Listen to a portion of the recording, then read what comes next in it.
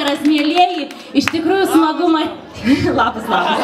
Iš tikrųjų smagu matyti tiek jaunų, gražių žmonių šį ypatingą vakarą. O kodėl jisai ypatingas, Agota? Sveiki visi, o vakaras ypatingas tuom, kad šioje salėje šį vakarą susirinko ne tik tie, kurie nepraleidžia nei vieno mūsų organizuojamo koncerto, bet taip pat susirinko lietuvių iš visų Škotijos kampelių, net iš Edinburgo ir iš Glasgowo.